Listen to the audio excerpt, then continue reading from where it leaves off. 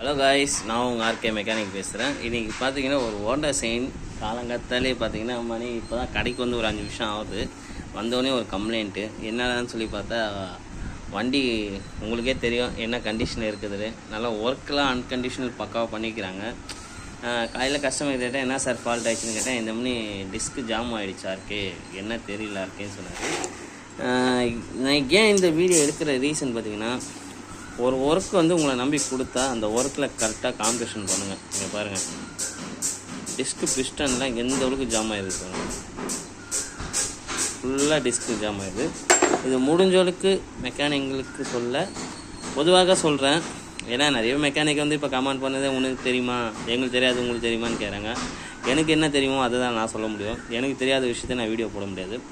அதனால தான் இந்த ஒரு வீடியோ போணுச்சு. இதுக்குள்ளே பார்த்தீங்கன்னா 4 ஓரிங் வரும். இதை வந்து பாருங்கள், இந்த ஓரிங் செட்லாம் போயிருக்குது. அதே மாதிரி பார்த்தீங்கன்னா இப்போ கொஞ்ச நேரத்துக்கு முன்னாடி டிஸ்க்கு பிஸ்டன் காமிச்சோம் பார்த்தீங்களா, இந்த பிஸ்டன் என்ன கண்டிஷனில் இருக்குது பாருங்கள். இதெல்லாம் முடிஞ்ச அளவுக்கு நல்லா கொஞ்சம் க்ளீன் பண்ணி போட்டிங்கன்னா டிஸ்க் வந்து கொஞ்சம் ஜாம் ஆகாது.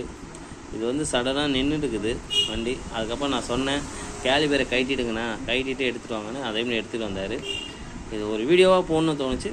ஓகே, அதே மாதிரி ஃபஸ்ட்டு சொன்ன மாதிரி தான், எனக்கு என்ன தெரியுமோ அதை தான் நான் வீடியோ போட முடியும். எனக்கு தெரியாதெல்லாம் நான் வீடியோ போட முடியாது.